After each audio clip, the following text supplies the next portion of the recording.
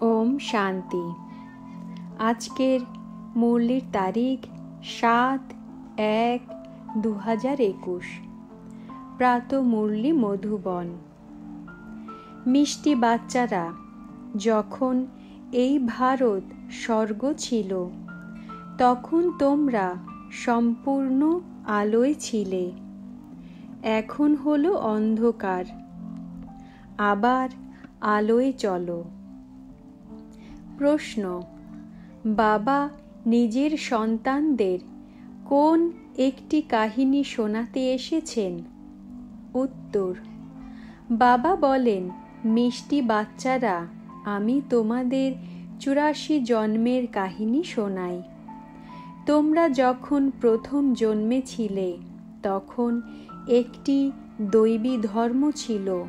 পরে তোমরাই ২টি যুগের পরে বিশাল বিশাল মন্দির বানিয়েছ, ভক্তি শুরু করেছ। এখন এটা হলো তোমাদের অন্তেরও অন্তিম জন্ম। তোমরা ডেকেছিলে, দুঃখহর্তা সুখকর্তা এসো। এখন আমি এসেছি।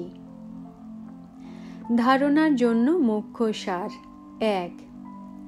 আত্মায় নিহিত কুসংস্কারগুলি দূর করার জন্য দেহি অভিমানী থাকার প্র্যাকটিস করতে হবে।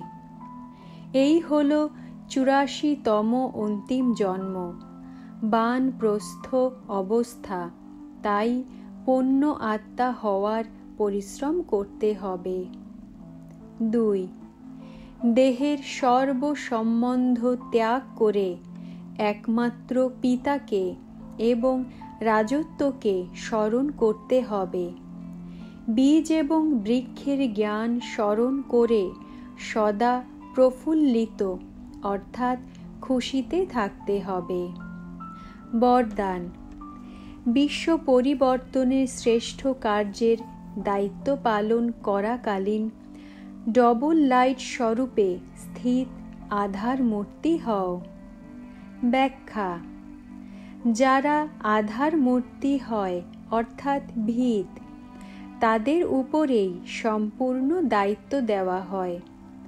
এখন তোমরা যে রূপে স্থিত থেকে যেখানে কদম রাখবে, অনেক আত্মারা তোমাদেরই সেইভাবে ফলো করবে। এটাই হলো দায়িত্ব।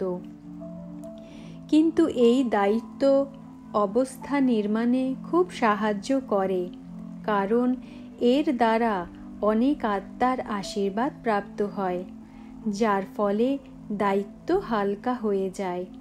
এই দায়িত্ব ক্লান্তি দূর করে দেয়। স্লোগান: হৃদয় ও বুদ্ধি এই দুইয়ের ব্যালেন্স বজায় রেখে সেবা করলে সফলতা প্রাপ্ত হয়। হৃদয় ও বুদ্ধি এই দুইয়ের ব্যালেন্স বজায় রেখে সেবা করলে সফলতা প্রাপ্ত হয়। ওম শান্তি।